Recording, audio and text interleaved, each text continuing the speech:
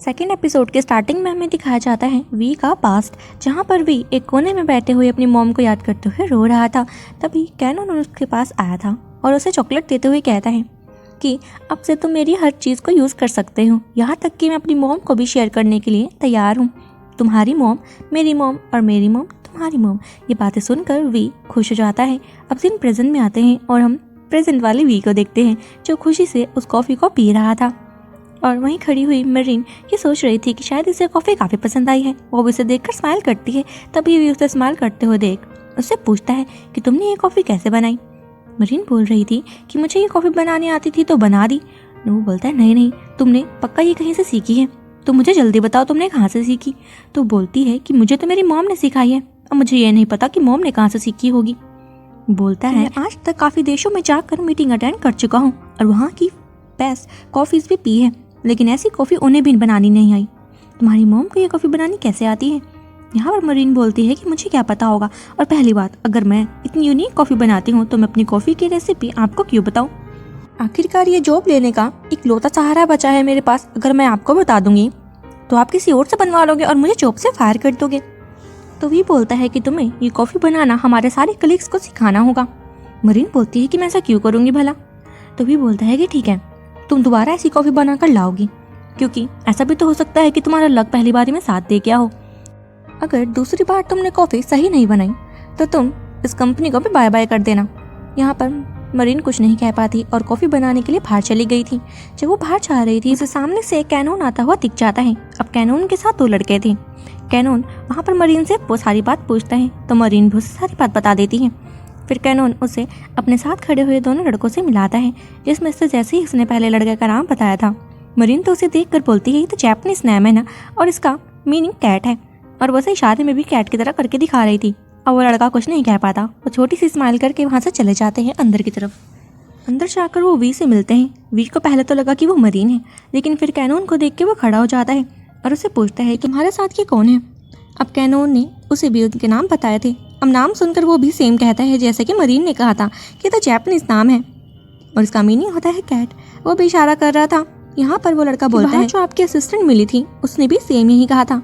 ये सुनकर वी की तो हंसी ही रुक गई थी। वहीं बाहर की तरफ मरीन भी अब कॉफी लेकर कैबिन तक आ रही थी कि तभी उसे रास्ते में वही 2 लड़के दिख जाते हैं जो वी की काफी बुराई कर रहे थे। ये सुनकर उसे भी काफी अजीब लगता है। उन लड़के की नजर अब मरीन पर भी चली गई थी और वो सोच रहे थे कि अभी अंदर जाकर क्या कहने वाली है, लेकिन मरीन उन्हें देखकर स्माइल करती है और वो लड़के भी सोच रहे थे कि शायद इसे कुछ नहीं सुना। वापस हम वी और कैनन को देखते हैं। यहाँ पर वी बता रहा था कि मैं मरीन को अपने साथ पार्टी में ले जाना चाहता हूँ ताकि वो चीज़ों को हैंडल करना और अच्छे से सीख जाए। यहाँ पर कैनन बोलता है कि ठीक है मैं इसकी ड्रेस का ध्यान रख लूँगा, लेकिन वी मना कर देता है कि नहीं, इसकी ड्रेस इस बार मैं ही डिसाइड करने वाला हूँ। उनकी बातें सुनकर मरीन बोलती है कि आप लोग किस चीज़ की बात कर रहे हैं।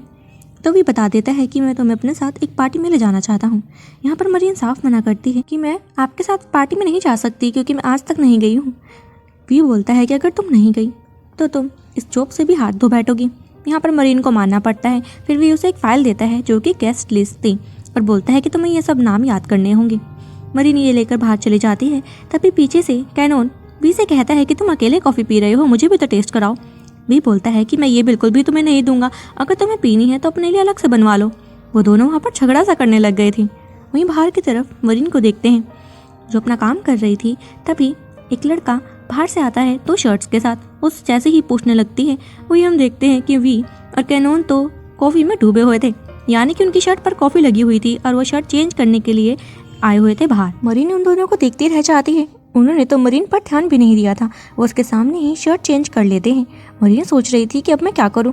वो अपना मुंह छुपाते हुए कह रही थी कि तुम दोनों क्या पागल हो गई हो, मेरे सामने शर्ट चेंज कर रहे हो। यहाँ पर वी बोलता है कि तुम तो काफ़ी लकी हो जो तुमने हमें शर्ट चेंज करते हुए देख लिया। तो मरीन बोलती है कि मुझे ये सब नहीं पसंद, नेक्स्ट टाइम से ऐसी हरकत मेरे सामने मत करना। फिर वो उन्हें हंसकर कहती है कि तुम्हें इसके लिए मुझसे माफ़ी भी मांगनी होगी।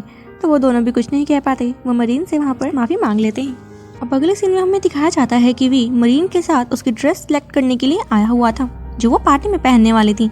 मरीन यहाँ पर डिफरेंट ड्रेसेस ट्राई करती है, लेकिन वी को तो कोई पसंद ही नहीं आ रही थी। अब जैसे ही मरीन अपनी दूसरी ड्रेस पहनने के लिए गई थी, वी भी अपनी ड्रेस सेलेक्ट करने के लिए चला जाता है और उसे एक कोट पैंट पसंद भी आ गया था ब्लैक कलर में। तभी मरीन भी बाहर आती है और वो उस ड्रेस में काफ़ी सुंदर लग रही थी। उसे देखते ही वी तो बिल्कुल शॉक रह जाता है। उसके पास आकर वो उसे ऑब्जर्व करने लगता है। हालांकि वो उसका फेस देख नहीं पा रहा था, लेकिन फिर भी वो बता देता है कि उस पर कौन से कलर के ईयरिंग मैच होंगे। अब पार्टी स्टार्ट हो गई थी और एक एक करके सारे गेस्ट वहाँ पर पहुँचने लगे थे और वी भी मरीन के साथ वहाँ पहुँच जाता है। वी यहाँ पर आकर सीधा स्पीच के लिए स्टेज पर चढ़ गया था और स्पीच खत्म होने के बाद उसी भीड़ में से एक लड़की उसे बोलती है कि तुम्हारा काम काफ़ी अच्छा है। यहाँ पर वी को समझ नहीं आता क्योंकि उसे सारे चेहरे सेम नज़र आ रहे थे। वही हमें फ्लैशबैक सीन में दिखाया जाता है कि कैसे वी ने मरीन को सारा काम समझा दिया था कि उसे क्या क्या करना है। उसे जो गेस्ट लिस्ट दी गई थी उसे उन सभी नाम को याद करना था और वी को बताते रहना था कि कौन कब उसके पास आ रहा है। मरीन यहाँ पर उससे पूछती है क्या तुम लोगों के चेहरे याद नहीं रख पाते। वी गुस्से में कहता है कि तुम्हें जितना काम बताया है तुम उतना ही करो। अब सीन प्रेजेंट में आता है जहाँ पर वी सोच रहा था कि मरीन कहाँ चली गई, मैंने उसको ये काम दिया था। तभी मरीन स्टेज पर आती है और बताती है कि ये कॉम्प्लीमेंट आपको मिस नाइन ने दिया है। यहाँ पर वी उन्हें थैंक्स करता है और स्पीच खत्म होने के बाद वो स्टेज से नीचे भी आ गया था। सभी गेस्ट उससे मिलने के लिए आते हैं। तभी वहाँ पर मिस नाइन भी पहुँचती है जो वी पर लाइन मारने लगी थी और कह रही थी कि आप मुझे मिस नाइन क्यों बोलते हैं, आप मुझे नाइन भी तो कह सकते हैं, मैं आपके साथ एक मीटिंग करना चाहती हूँ। यहाँ पर वी बोलता है कि फ़िलहाल मेरे पास तो टाइम नहीं है, आप मेरे असिस्टेंट को बता दीजिए कि आपको क्या बात करनी है। बोलती है कि अपॉइंटमेंट तो आपके साथ है ना, आपके असिस्टेंट से बात क्यों करनी है भला। यहाँ पर नाइन को यही कहकर चला जाता है कि तुम्हारे परफ्यूम की स्मेल मुझे बर्दाश्त नहीं हो रही है। तभी पीछे से कैनोन भी उसे यही बात कर रहा था और उसकी बातें सुनकर मरीन को तो हंसी आ जाती है। तो नाइन उसे बोलते हैं कि तुम अपना काम ढंग से नहीं कर रही हो, तुम उसके शेड्यूल में मेरे लिए जगह बना ही लेना था, चाहे उसके लिए तुम्हें सारी चीज़ें रीशेड्यूल क्यों ना करनी पड़े, और उसे बता देना कि मैं कल मिलने के लिए आ रही हूँ और मुझे बहुत इंपॉर्टेंट बिजनेस की बात करनी है उससे। इतना कहकर नाइन यहाँ से चली गई थी और मरीन बोल रही थी क्या ये यूनिकॉर्न बनना चाहती है, क्योंकि वी की कंपनी का नाम यूनिकॉर्न था। पीछे से चिया बोलती है कि यूनिकॉर्न के अलावा और भी कौन होते हैं। ये सुनकर वो दोनों ही हंसने लगी थी और मरीन बोलती है क्या तुम्हें भी नाइन नहीं पसंद। यहाँ पर वो बताती है कि ऐसी बात नहीं है, लेकिन तुम खुद ही समझ जाओगी, उसे वैसे भी बिजनेस की कोई बात नहीं करनी थी, वो तो जस्ट वी पर लाइन मार रही है, उसे बिजनेस करने की क्या ज़रूरत पड़ गई, उसकी फैमिली तो बहुत अमीर है। वही हम वी के ग्रैंडपा को भी देखते हैं जो पार्टी में पहुंचे हुए थे और सभी गेस्ट से मिल रहे थे। तभी कैनोन की मॉम भी उनसे आकर बात करने लगती है और बताती है कि वी ने अपना सारा काम कैनोन के सर पर डाल रखा है, वो रातों को बैठकर उसका काम किया करता है। तो ग्रैंडपा बोलते हैं कि ऐसा नहीं हो सकता, उन दोनों का काम तो अलग अलग है, इसलिए उन दोनों के काम को एक साथ मत जोड़ो। और इतना कहकर वो यहाँ से चले गए थे। तभी मिस नाइन भी कैनोन की मॉम के पास आई थी और उसकी मॉम बोलती है कि क्या हुआ, वी ने तुम्हें फिर से मना कर दिया। यहाँ पर मिस नाइन बोलती है कि हाँ तुम सही कह रही हो। फिर वो बोलने लगी थी कि तुम कैनोन से भी तो बात कर सकती हो बिजनेस एडवाइस के लिए, और वैसे भी उसका बिजनेस काफ़ी अच्छा चलेगा अगर वो अपनी कंपनी खोले, और वैसे भी वो प्लान कर रहा है। यहाँ पर मिस नाइन बोलती है कि ठीक है। वहीं फिर से हम ग्रैंडपा को देखते हैं जिससे कि कैनोन दिख गए थे और वो उसे बुलाते हैं और पूछ रहे थे कि क्या वी तुमसे बहुत काम करवा रहा है। यहाँ पर कैनोन बोलता है कि नहीं ऐसा कुछ नहीं है ग्रैंडपा। तो ग्रैंडपा बोलते हैं कि ऐसा तुम्हारी मॉम मुझे बोल रही थी। तो कैनोन ने कहा था कि मॉम मेरे बारे में ज़्यादा ही टेंशन लेती है, इसीलिए उनको लगता है कि मैं ज़्यादा काम ना करूँ। तो ग्रैंडपा बोलते हैं कि मैं तुमसे ऐसे ही आंसर की एक्सपेक्टेशन कर रहा था, लेकिन फिर भी अपनी हेल्थ का ज़्यादा ध्यान रखो और काम का ज़्यादा बर्डन मत लेना। नेक्स्ट सीन में हम वी को देखते हैं जो एक जगह पर जाकर छुप रखा था क्योंकि मरीन तो उसके साथ नहीं थी। तभी मरीन भी उसे ढूंढते हुए वहाँ तक पहुँच जाती है। वी उसे बोलता है कि तुम अभी तक कहाँ थी, मैंने कहा था ना कि मेरे साथ रहो। मरीन बोलती है कि जो तुम पटाखा पीछे छोड़कर आए थे मैं उसे संभाल रही थी। यहाँ पर वी बोलता है कि उसे बोल देना कि मैं उससे कोई मीटिंग नहीं करने वाला और मेरे शेड्यूल के बारे में उसे बिल्कुल भी मत बताना। मरीन यहाँ पर हामी भरती है और फिर बोल रही थी कि एक बार स्माइल करके दिखा दो, लेकिन हमारा खड़ूस भी उसे कोई स्माइल नहीं करता और वहाँ से निकल गया था। वहीं सामने की तरफ उन्हें अपनी इन्वेस्टर दिख जाती है और मरीन उसे बताती है कि सामने हमारी इन्वेस्टर मिथाया है। अब वी भी मिथाया से मिलने के लिए गया था।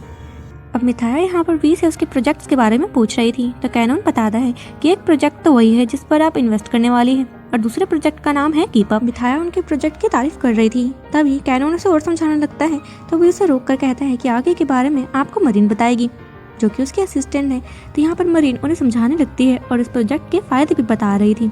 ये सुनकर मिथाया काफ़ी इम्प्रेस हो जाती है और इन्वेस्ट करने के लिए भी तैयार हो गई थी। फिर वो बाहर तक मिथाया को छोड़ने के लिए जाते हैं। मिथाया जाते जाते भी मरीन की तारीफ कर रही थी कि ये तो काफ़ी टैलेंटेड लड़की है, और फिर वो उसके ईयरिंग की भी तारीफ करती है। तो मरीन बोलती है कि ये इयररिंग्स काफ़ी हैवी है, अगर थोड़े हल्के होते तो और भी ज़्यादा सुंदर लगते। उस इयररिंग की बेइज्जती सी करने लग गई थी। तो मिथाइल को सुनकर अच्छा नहीं लगता, क्योंकि ये इयररिंग्स तो उसी की बहन डिज़ाइन करती है। और वहाँ पर वो बोलने लगी थी कि तुम्हें तो डिज़ाइंस की बिल्कुल भी नॉलेज नहीं है। यहाँ पर वी और कैनोन की शक्ल देखने वाली थी, क्योंकि उनका इन्वेस्टर हाथ से निकल रहा था। वहीं फिर मरीन को याद आता है कि वी ने उसे बताया था जब वो इयररिंग सेलेक्ट कर रहा था कि ये इयररिंग किसके हैं। मैं कैसे भूल गई कि वो इयररिंग्स तो इन्हीं की बहन ने डिज़ाइन किए हैं। यहाँ पर फिर वो उससे माफ़ी मांगने लगती है, लेकिन मिथाइल तो अब किसी की भी नहीं सुन रही थी। वो यहाँ से चली जाती है। अब हम वी की शक्ल से अंदाज़ा लगा सकते हैं कि उसे कितना गुस्सा आ रहा होगा। अब वो मरीन को सेपरेट ले जाकर बहुत डांटता है कि तुम्हें ब्रांड्स की भी नॉलेज नहीं है, तुम ऐसे कैसे कह सकती हो। यहाँ पर वो काफ़ी ज़्यादा उसे डांट रहा था। तभी मरीन बोलती है कि तुम मेरी पुअर फैमिली को फिर से इंक्लूड कर रहे हो। लेकिन वो मरीन की बिल्कुल नहीं सुनता, वो उसे और भी ज़्यादा उल्टा सीधा बोले जा रहा था। तभी कैनोन भी उसे चुप कराने की कोशिश करता है कि तुम इतना भी गलत मत कहो, इसने बहुत अच्छा काम किया है, उन सबको अनदेखा मत करो। लेकिन वी बोलता है कि कल किसने देखा, ये कल से काम पर नहीं आने वाली, मैं इसे फायर कर रहा हूँ। यहाँ पर मरीन रोते हुए यहाँ से भाग जाती है। तभी कैनोन भी पीछे से बोलता है वी को कि अगर तुमने इसको असिस्टेंट की पोस्ट से निकाल दिया तो तुम अपने आप अपने असिस्टेंट ढूंढ लेना, क्योंकि मैं ये काम नहीं करने वाला। इतना कहकर कैनोन भी मरीन को ढूंढने के लिए निकल जाता है। वहीं पीछे से वी पछता रहा होता है अपने कहे पर कि मैंने शायद उसे ज़्यादा ही गलत कह दिया, और इस बात से भी रिग्रेट करता है कि ये सब बातें मुझे बाद में क्यों याद आती है। मरीन को देखते हैं जो अकेली थी और ये बातें सोचकर काफ़ी घबरा रही थी कि मैं घर में जाकर क्या कहूँगी अपने मॉम और अपनी ग्रैंड माँ को क्या जवाब दूंगी कि मैंने कितनी बड़ी गलती कर दी। तभी हम कैनोन को भी देखते हैं जो मरीन को ढूंढने के लिए निकल चुका था। वहीं वी भी अब उस पार्टी से बाहर आ गया था और अपनी गाड़ी में जाकर यही सोच रहा था कि मरीन कहाँ होगी, लेकिन फिर भी अपनी गाड़ी को स्टार्ट करता है और निकल जाता है। वहीं रास्ते में उसे मरीन दिख भी गई थी और उसे देखकर लग रहा था जैसे कि वो सुसाइड करने वाली है। और वी उसे बचाने के लिए अपनी गाड़ी से नीचे उतरता है और उसके पास जाने लगा था, लेकिन फिर उसे सुनाई देता है कि यहाँ पर मरीन तो उसके बारे में काफ़ी बुरा भला कह रही है। जितने भी जानवरों के नाम उसे आते थे उसने वो वी के लिए यूज़ कर लिए थे। वी अब खुद से बात करते हुए कह रहा था कि मैं इसे बचाने के लिए यहाँ पर आया हूँ। मैंने क्या सोचा था और ये क्या निकली। मरीन वहाँ पर सारे जहरीले जानवरों का नाम ले रही थी जो भी उसे पता थी। फिर वो आगे बोलने लगती है तो वी चिल्लाकर कहता है कि आगे क्या। ये सुनकर मरीन घबरा जाती है कि ये यहाँ पर कैसे आ गया, और घबराते हुए उसका पैर भी स्लिप हो गया था और वो नीचे गिरने लगती है। तभी वी उसे होल्ड कर लेते हैं और वो दोनों एक दूसरे के काफ़ी क्लोज थे और एक दूसरे की नज़रों में ही देख रहे थे। तभी वहाँ पर कैनोन की गाड़ी भी पहुंची थी और वो मरीन को वहाँ पर देख लेता है और आवाज़ भी लगाता है। वो मरीन को उसके नाम से बुलाता हुआ उसके पास जा रहा था। तो यहाँ पर वी बोलता है कि इसका नाम मरीन है। अब उसने ऐसा इसीलिए कहा था क्योंकि मरीन ने वी को अपना नाम कुछ और बताया था। दरअसल उसने जो कंपनी के लिए अप्लाई किया था उस आईडी में उसका नाम कुछ और था, क्योंकि वो इस कंपनी में काफ़ी बार अप्लाई कर चुकी है। वी बार बार पूछ रहा था कि तुम इसे मरीन क्यों कह रहे हो। यहाँ पर मरीन घबरा जाती है कि अब हम इसे क्या जवाब देंगे, और इसी के साथ हमारा सेकंड एपिसोड खत्म हो जाता है। सो फ्रेंड्स, ये थी हमारे फेसलेस लव की सेकंड एपिसोड की एक्सप्लेनेशन। अगर आपको मेरी वीडियोस अच्छी लग रही हैं तो मेरे चैनल को सब्सक्राइब करना मत भूलिएगा। मिलते हैं इस ड्रामा के नेक्स्ट एपिसोड के साथ। Till then take a good bye.